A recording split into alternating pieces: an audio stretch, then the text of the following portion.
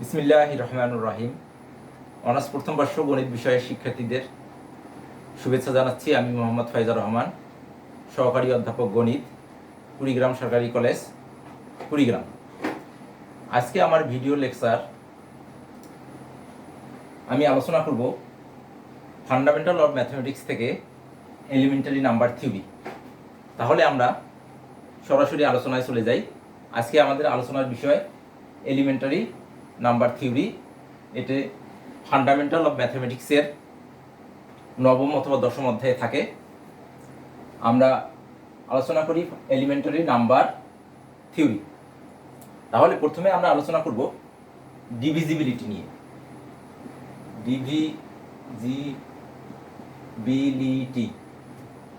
Divisibility নিয়ে আলোচনা করব।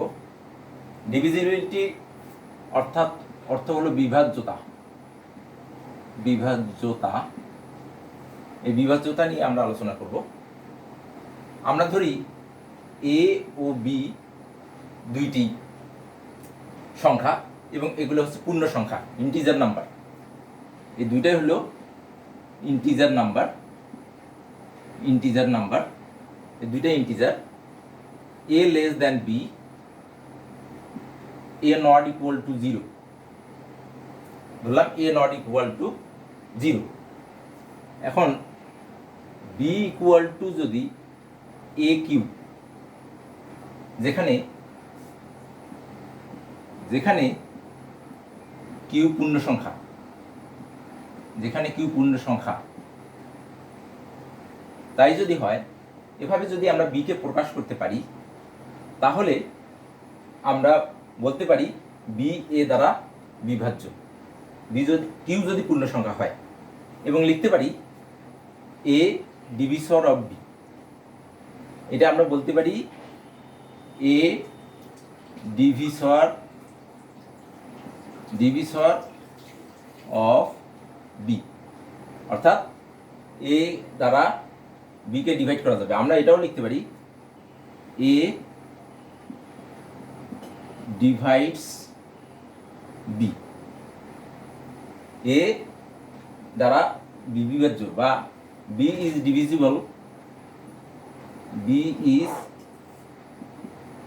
ডিভিজিবল বাই এ। এই কথাগুলো আমরা লিখতে পারি। তাহলে এ is a divisor of B. তাহলে এখানে কিউটা হলো কোয়াশন অথবা ভাগফল। এই ভাগফলটা পূর্ণ সংখ্যা হলেই আমরা বলবো যে এটা এ দ্বারা বিভাজ্য, এবং সেক্ষেত্রে আমরা এটা লিখতে পারবো এ ডিভিসর অফ বি, অর্থাৎ অথবা এ ফ্যাক্টর অফ বি। এই কথাটা আমরা লিখতে পারবো। তাহলে ডিভিজিবিলিটির ক্ষেত্রে আমাদের দুইটা ইন্টিজার নিতে হবে, এবং এই দুইটা ইন্টিজার নিয়ে আমরা কাজ করব। এবং এই ডিভিজিবিলিটির কিছু প্রপার্টিজ আছে। Properties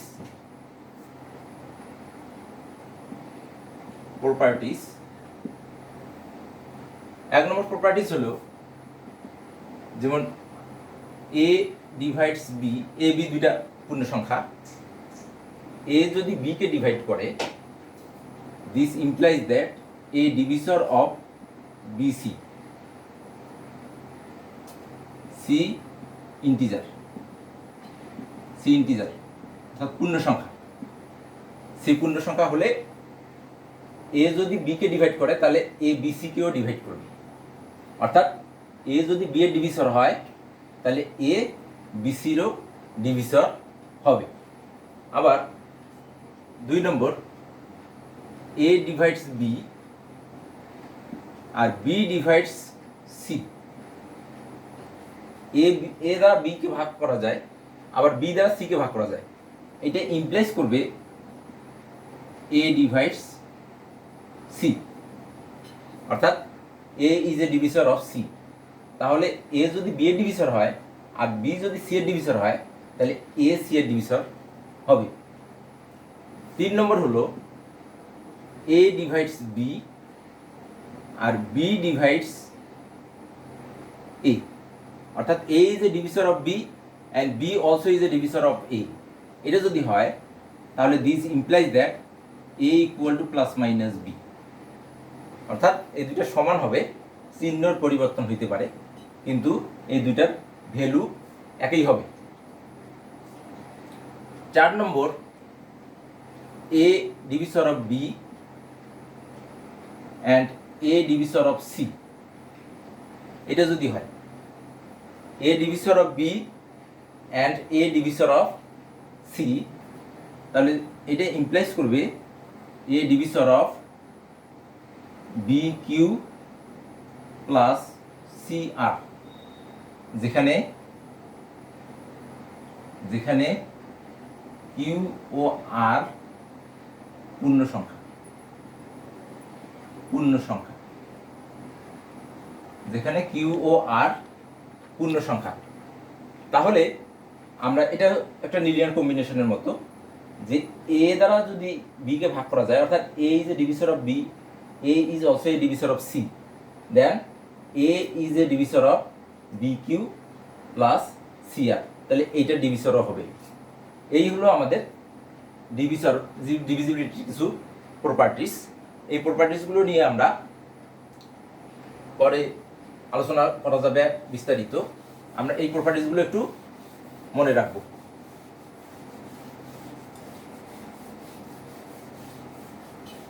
next, division algorithm. Division algorithm নিয়ে আমরা আলোচনা করব।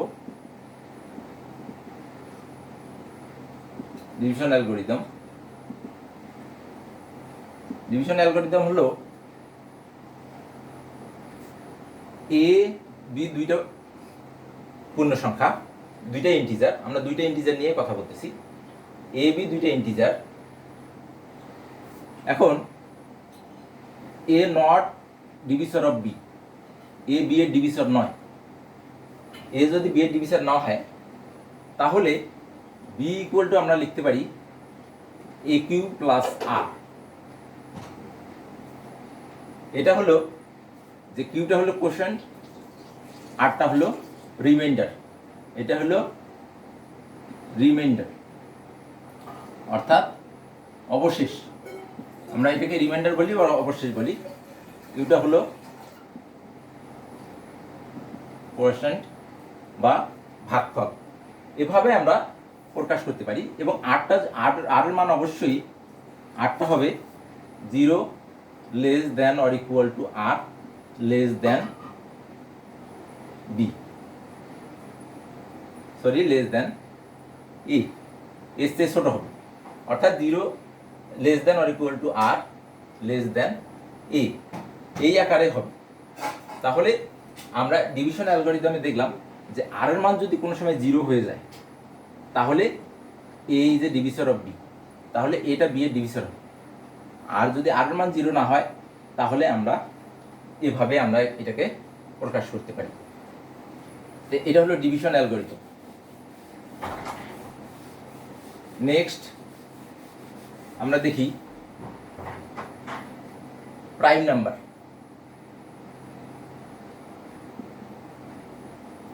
প্রাইম নাম্বার মৌলিক সংখ্যা,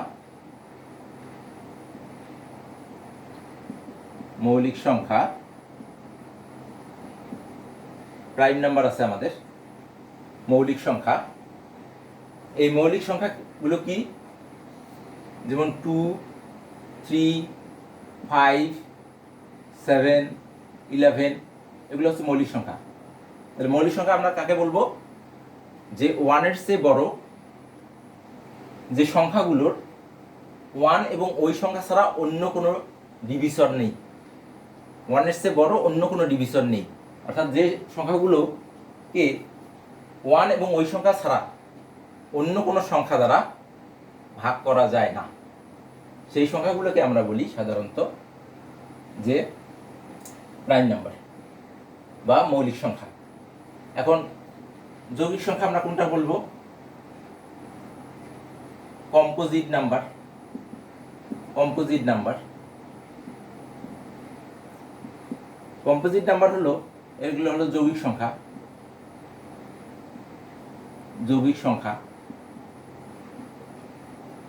তাহলে যে সংখ্যাগুলোকে ওয়ানের চেয়ে বড় এবং ওই সংখ্যা ছাড়াও অন্য কোনো সংখ্যা দ্বারা ভাগ করা যায়। যেমন 6কে 1 দিয়ে তো ভাগ করা যাবেই, 6 দিয়েও ভাগ করা যাবে, তাছাড়াও এটাকে 2 দ্বারা ভাগ করা যায়, মানে 2 is a divisor of 6, also 3 is a divisor of 6। যেহেতু 2 is a divisor of 6, 3 is a divisor of 6 এবং 2 এবং 3 হচ্ছে 1 এর চেয়ে বড় সংখ্যা, সুতরাং এটা একটি কম্পোজিট নাম্বার। তাহলে কম্পোজিট নাম্বার হলো যে সংখ্যাগুলোকে 1 এর চেয়ে বড় এবং ওই সংখ্যা বাদে অন্য কোনো সংখ্যা দ্বারা ভাগ করা যায়, অর্থাৎ 1 এর চেয়ে বড় ডিভিসর থাকে, তাহলে সেই সংখ্যাকে আমরা কম্পোজিট নাম্বার বলি। এখন আমরা একটু আলোচনা করব twin prime. Twin prime number নিয়ে, টুইন প্রাইম নাম্বার অর্থাৎ যুগল মৌলিক সংখ্যা। টুইন প্রাইম নাম্বার যুগল মৌলিক সংখ্যা। যুগল মৌলিক সংখ্যাগুলো হচ্ছে যে মৌলিক সংখ্যা দুইটির ডিফারেন্স 2, যে মৌলিক সংখ্যার দুইটির ডিফারেন্স 2 সেগুলোকে আমরা টুইন প্রাইম নাম্বার বলি। যেমন 3, 5 এটার ডিফারেন্স হচ্ছে 2, তাহলে এই দুটো হলো টুইন প্রাইম নাম্বার। আবার 5, 7ও টুইন প্রাইম নাম্বার। আবার দেখা গেল 11, 13 এগুলো হচ্ছে টুইন প্রাইম নাম্বার। তাহলে যে দুইটা প্রাইম নাম্বারের ডিফারেন্স হচ্ছে 2 সেগুলোকে আমরা টুইন প্রাইম নাম্বার বলব। তারপরে আছে কো প্রাইম নাম্বার। তারপরে আমরা আসবো কো প্রাইম নাম্বারে।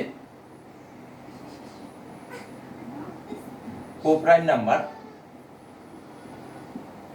কো প্রাইম নাম্বারের আগে আমাদের একটা বিষয় নিয়ে আলোচনা করতে হবে, সেটা হলো জিসিডি। জিসিডি জিসিডি কি? জিসিডি হলো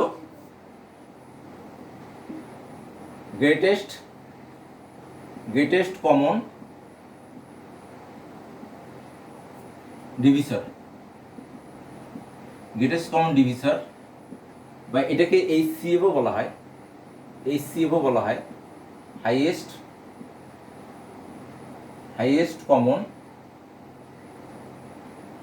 কমন ফ্যাক্টর।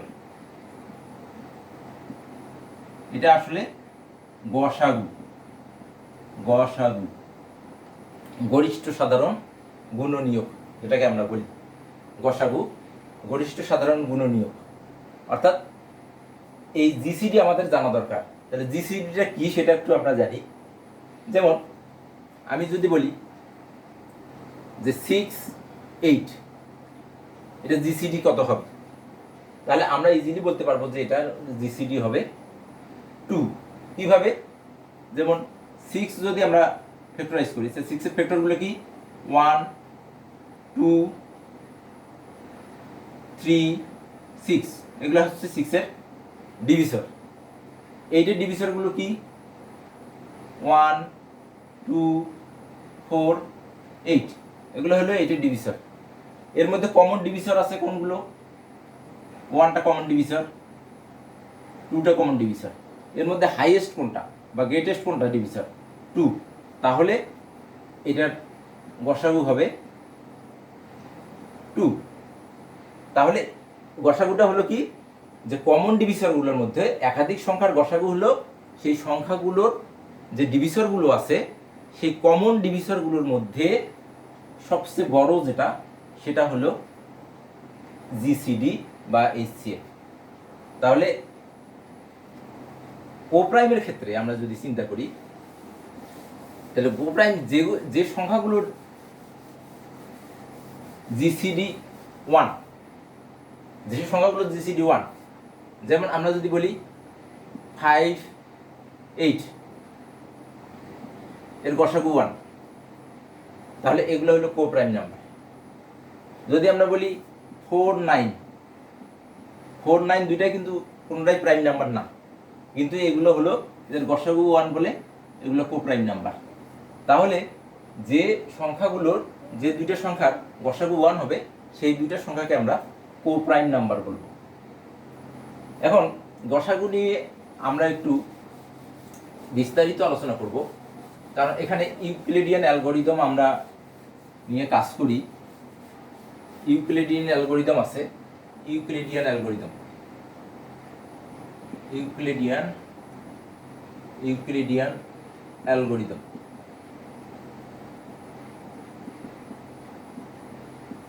এটা হচ্ছে ডিভিশন অ্যালগরিদম। ডিভিশন অ্যালগরিদমে আমরা এই কাজগুলো করি। তাহলে ইউক্লিডিয়ান অ্যালগরিদমের ক্ষেত্রে আমরা দুইটা সংখ্যা নিই, ধরো 6 আর 171, এই দুটো সংখ্যা আমার আছে। এই দুটো সংখ্যায় আমি গসাগু নির্ণয় করব, এই দুটো সংখ্যার গসাগু নির্ণয় করব। তাহলে ইউক্লিডিয়ানের ডিভিশন অ্যালগরিদম ব্যবহার করে আমরা এর গসাগু নির্ণয় করব। ডিভিশন অ্যালগরিদম কিভাবে? যেমন 171 এটাকে আমরা এটা দ্বারা ভাগ করব, এটাকে ভাগ করব। তাহলে আমরা কত বাদ দিতে পারি? এখানে ধরো 3 যদি আমরা বাদ দিই, 3 একে 3, 3 7 21,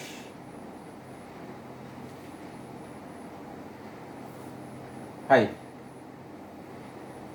এভাবে। তারপরে এটা যদি বিয়োগ করি তাহলে 8 2, তাহলে 171, এটাকে ভাগ করব। এভাবে আমরা ভাগ করে যেতে থাকলে 5 6 1 আর 171, এইটার গসাগু পাবো 3। এটার গসাগুটা পাবো কত? 3। গসাগু পাবো 3। তাহলে এভাবে আমরা ভাগ যে প্রক্রিয়া, এটাকে বলা হয় ইউক্লিডিয়ান অ্যালগরিদম, ডিভিশন অ্যালগরিদম, এটাকে আরেকটা নাম ডিভিশন অ্যালগরিদম। এই অ্যালগরিদমটাকে আমরা আরো অন্যভাবে উপস্থাপন করতে পারি। যেমন আমি আরো দুটো সহজ সংখ্যা নিই, ধরো 72 আর একটা হলো 120। এই দুটো সংখ্যা নিয়ে যদি আমরা আলোচনা করি, তাহলে 72 120, এটা 1 বাদ দিলে 72, তাহলে 8 4। এইটাকে আমি 72 বাদ দিলাম, 1 বাদ দিলে 48, তাহলে 4 2, তাহলে 48, 2 বাদ দিলে এটা 48। তার মানে এখানে হয়ে গেল। তাহলে 72 এবং 120 এটার গসাগু কত হলো? অর্থাৎ জিসিডি হলো 24। এটার জিসিডি হলো 24। এটা হলো জিসিডি, এটা হলো জিসিডি, অর্থাৎ গসাগু হলো 24। এখন এটাকে আমরা আরো অন্যভাবে উপস্থাপন করতে পারি। কিভাবে? যেমন 120কে আমরা লিখতে পারি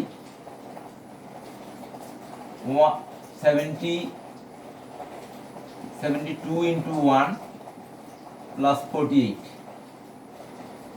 এখান থেকে 72 into 1 plus 48, 48কে লিখতে পারি 48 আবার 72কে লিখতে পারি 48 into 1 plus 24।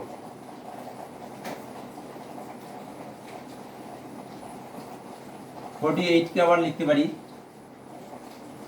24 into 2 plus 0, এটা তো 0। তাহলে যেখানে এসে রিমাইন্ডারটা 0 হয়ে যাবে, যেখানে এসে রিমাইন্ডারটা 0 হবে, তার পূর্বের যে মানটা, তার পূর্বের যে রিমাইন্ডার, সেটাই হবে জিসিডি। এটাকে আমরা বলি ইউক্লিডিয়ান অ্যালগরিদম। তাহলে ইউক্লিডিয়ান অ্যালগরিদমটা হলো যে ডিভিশন অ্যালগরিদম করার পর আমরা যদি এটাকে এই আকারে লিখি, তাহলে যে অ্যালগরিদমটা পাবো সেইটাকে আমরা বলি ইউক্লিডিয়ান অ্যালগরিদম। তাহলে এভাবে আমরা ইউক্লিডিয়ান অ্যালগরিদম লিখতে পারি। ইউক্লিডিয়ান অ্যালগরিদম আমরা জিসিডিটা দেখাইতে পারি। এরপরে আমরা কিছু ফাংশন নিয়ে কথা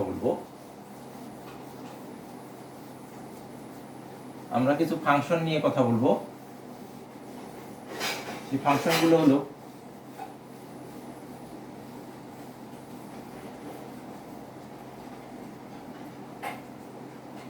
number of division, number of divisors, number of divisors. Number of divisors এইটা ফাংশনটাকে আমরা ডিফাইন করি সাধারণত টাউ অফ এন দ্বারা অথবা ডি অফ এন দ্বারা। ডি অফ এন হলো তাহলে টাউ অফ এন আর ডি অফ এন, এটা হলো number of divisors of n, অর্থাৎ এন এর ভাজক সংখ্যা বা এন এর উৎপাদক সংখ্যা। এই দুইটা, এন এর ভাজক সংখ্যা অথবা এন এর উৎপাদক সংখ্যা, এটাকে আমরা বলি নাম্বার অফ ডিভিসর্স, এন এর নাম্বার অফ ডিভিসর্স। এখন আমরা যদি বলি যেমন 6 এর ডিভিসর কয়টা আছে? 1 2 3 6, 4টে ডিভিসর। তাহলে আমরা লিখতে পারবো D of 6 equal to 4, D of 6 equal to 4। এবার এটাই আমরা লিখতে পারি। তাহলে আমরা এইভাবে যদি লিখি তাহলে ডি অফ 1 ইকুয়াল টু 1 এর ডিভিসর কয়টা? একটা, 1। ডি অফ 2, 2 এর ডিভিসর কয়টা? দুইটা, তাহলে 2, 1 আর 2। ডি অফ 3, এটাও দুইটা, প্রাইম নাম্বার হলে তার ডিভিসর দুইটা হবে, 1 এবং সেই সংখ্যাটা। ডি অফ 4, এটার ডিভিসর হবে 3, কারণ 1 2 এবং 4, 3। ডি অফ 5, এটার দুইটা ডিভিসর কারণ এটা প্রাইম নাম্বার। ডি অফ 6 আমরা বেরিয়ে করলাম যে ডি অফ 6 হলো 4। ডি অফ 7, 7 এর ডিভিসর দুইটা। এভাবে আমরা বের করতে পারি। ডি অফ 8, এটা 4, কারণ 1 2 4 এবং 8 এগুলো হলো ডিভিসর। তাহলে আমরা ডি দ্বারা আমরা কি বুঝাই? যে কোনো একটা সংখ্যার কতটা ডিভিসর আছে, কোনো একটা পূর্ণ সংখ্যার কতটা ডিভিসর আছে তার সংখ্যা, এটা আমরা বুঝাই হচ্ছে ডি দ্বারা অথবা টাউ দ্বারা। আমরা টাউ দ্বারাও এটাকে বুঝাইতে পারি। এটা হলো নাম্বার অফ ডিভিসর্স। এখন আর একটা ফাংশন, সেটা হচ্ছে sum of divisors. Sum of divisors, sum of divisors এটা হলো সিগমা এন, সিগমা এন। এটা হলো সিগমা এনটা দ্বারা আমরা বুঝি হচ্ছে sum of ডিভিসর্স, ডিভিসর্স of N. N একটা পূর্ণ সংখ্যা, এটা বুঝি হচ্ছে sum of divisors of N. N এর পূর্ণ সংখ্যা যে ডিভিসরগুলো আছে, এন একটা পূর্ণ সংখ্যা, এন এর যে ডিভিসরগুলো আছে সেগুলোর যোগফল, সাম অফ ডিভিসর্স অফ এন। তার মানে এন এর ডিভিসরগুলোর যোগফল।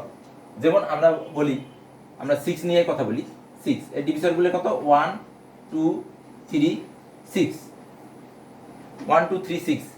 তাহলে আমরা যদি বলি সিগমা অফ 6, সিগমা অফ 6, তাহলে হবে 1 যোগ 2 যোগ 3 যোগ 6, তার মানে 12। তার মানে সিগমা অফ 6 ইকুয়াল টু 12। তাহলে এভাবে সিগমা অফ 1, সিগমা অফ 1 মান হবে 1, কারণ 1 এর একটাই ডিভিসর, শুধু 1। সিগমা অফ 2 হবে 3, কারণ 1 এবং 2 3। সিগমা অফ 3 হবে 4, যদি প্রাইম নাম্বার হয় তাহলে ডিভিসরটা হবে তার তার যে এক বেশি, অর্থাৎ এন যদি পি যদি একটা প্রাইম নাম্বার হয়, পি একটা প্রাইম নাম্বার, প্রাইম মানে মৌলিক সংখ্যা, এটা যদি প্রাইম নাম্বার হয়, এটা প্রাইম নাম্বার, তাহলে সিগমা অফ পি এটা হবে P plus one, sigma of P হবে পি প্লাস ওয়ান। তাহলে এটা গেল হচ্ছে যে ডিভিসরগুলোর যোগফল, এন এর যতগুলো ডিভিসর আছে সেই সব ডিভিসরগুলোর যোগফল বের করার জন্য যে ফাংশনটা সেটা হলো সিগমা অফ এন। আর একটা ফাংশন আছে সিগমা কে অফ এন, আর একটা function sigma K of n, এটা হলো সাম of kth power of divisors of n, divisors of n, sum of kth power মানে kতম পাওয়ার। যেমন আমরা যদি বলি 6 এর যে ডিভিসরগুলো, 6 এর ডিভিসরগুলো হচ্ছে 1 2 3 6, তাহলে সিগমা 2 অফ 6 এটা যদি বলি, এখানে কে এর মান 2 দিয়েছি, সিগমা 2 অফ 6 এটা যদি বলি তাহলে 1 square plus 2 square plus 3 square plus 6 square, এটা হলো আমাদের সিগমা কে অফ এন। এখানে কে এর মান আমরা 2 দিয়েছি। সিগমা 3 যদি আমরা দেই, সিগমা 3 অফ 6, তাহলে আমাদের এটা হবে 1 cube plus 2 cube plus 3 cube plus 6 cube, এভাবে যোগফলগুলো, অর্থাৎ কে পাওয়ার মানে কে এর মান এখন আমরা 2 দিতে পারি, 3 দিতে পারি, 4 দিতে পারি, যে হিসাবে আমাদের বের করতে পারি সেই হিসাবে আমাদের বের করতে হবে। তারপরে আমরা এগুলো ছোট সংখ্যার ক্ষেত্রে আমরা ইজিলি বের করতে পারছি, কিন্তু বড় সংখ্যার ক্ষেত্রে যদি আমার বের করতে পারি, যেমন আমার বলা থাকলো 120 একটা পূর্ণ সংখ্যা, আমার বলা থাকলো যে ডি অফ 120 এটা ইকুয়াল টু হোয়াট, অথবা sigma of 120 equal to what, এটা আমরা কিভাবে বের করব? তাহলে এটা বের করার জন্য আমার কিছু সূত্র আছে। যেমন এন একটা পূর্ণ সংখ্যা, এনকে আমরা যদি এইভাবে উপস্থাপন করতে পারি, যেমন p1 to the power alpha 1, p2 to the power alpha 2, p3 to the power alpha 3, এভাবে dot dot pk to the power alpha k। এটা হচ্ছে ইউনিট ফ্যাক্টরাইজেশন থিওরেম আছে, arithmetic fundamental theorem of arithmetic. Fundamental theorem of অ্যারিথমেটিকে আমরা বলছি, এটা বলা হয়নি, এটা বলে একটু বলি যে ফান্ডামেন্টাল থিওরেম অফ অ্যারিথমেটিক হলো যে কোনো একটা সংখ্যাকে একভাবেই তার মৌলিক উৎপাদকগুলো দ্বারা প্রকাশ করা যাবে, যেমন আমি 6কে আমরা যদি তার মৌলিক উৎপাদক আমরা দেখি, তাহলে 2 আর 3, তাহলে 6কে মৌলিক উৎপাদক দিয়ে প্রকাশ করতে গেলে 2 একটা মৌলিক, 3 মৌলিক, এভাবেই শুধু মৌলিক উৎপাদক দ্বারা প্রকাশ করা যাবে। এর বাহিরে কোনো মৌলিক উৎপাদক দ্বারা 6কে প্রকাশ করা যাবে না। যেমন আমরা যদি বলি 10, তাহলে 10 হলে 2 ইন্টু 5, এই দুইটাই মৌলিক উৎপাদক দ্বারা প্রকাশ করা যাবে। এর বাহিরে আর অন্য কোনোভাবে 10কে প্রকাশ করা যাবে না। এটা হলো ফান্ডামেন্টাল থিওরেম অফ অ্যারিথমেটিক, যে কোনো একটা পূর্ণ সংখ্যাকে কেবলমাত্র একভাবেই তাদের মৌলিক উৎপাদকগুলো দ্বারা প্রকাশ করা যায়। তাহলে এইভাবে আমরা যদি দেখি, যেমন আমরা 20 আমরা কিভাবে প্রকাশ করতে পারি, 2 ইন্টু 2 ইন্টু 5, এই হচ্ছে তার মৌলিক উৎপাদক, এভাবেই শুধু প্রকাশ করতে পারি। এইটাকে আমরা অনেক সময় এইভাবে লিখি যে 2 স্কয়ার ইন্টু 5, অর্থাৎ মৌলিকের উপর পাওয়ার আসতে পারে এভাবে। তাহলে এখানে আমরা এই p1 p2 p3 pk এগুলো সবগুলোই হলো আমার মৌলিক সংখ্যা, এবং এগুলো হলো তার পাওয়ার, মানে এনটাকে আমরা এই আকারে প্রকাশ করতে পারি। ধরো এনটাকে আমরা কোনোভাবে এই আকারে প্রকাশ করতে পারি। তাহলে এনটাকে যদি এই আকারে প্রকাশ করতে পারি, তাহলে ডি অফ এন, বা এটাকে আমরা টাউ অফ এনও বলি, টাউ অফ এন হবে আলফা 1 প্লাস 1, আলফা 2 প্লাস 1, এভাবে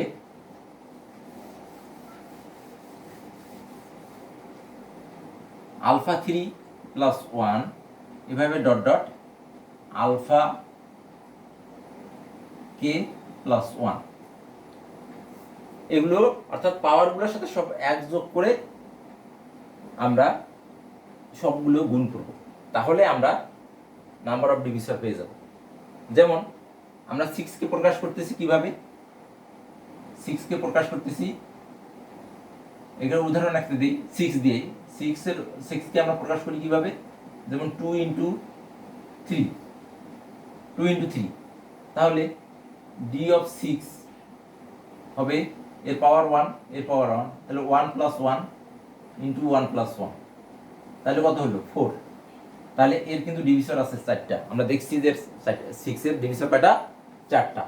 আমরা যদি 12 দেখি, 12 হলো 2 স্কয়ার ইন্টু 3,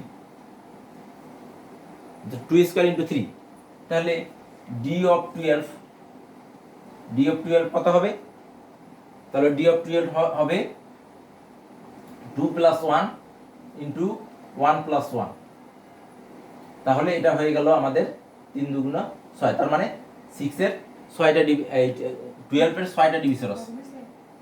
ডিভিসরগুলো কি 1 2 3 4 6 এন্ড 12, দেখো 6টা ডিভিসর আছে।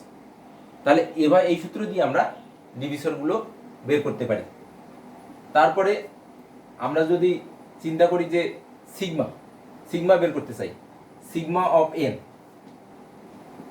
Sigma of n, sigma of n বের করার সূত্র হলো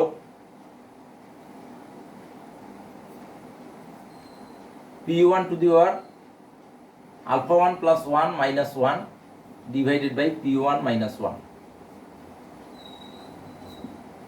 p2 to the power alpha 2 plus 1 minus 1 divided by p2 minus 1।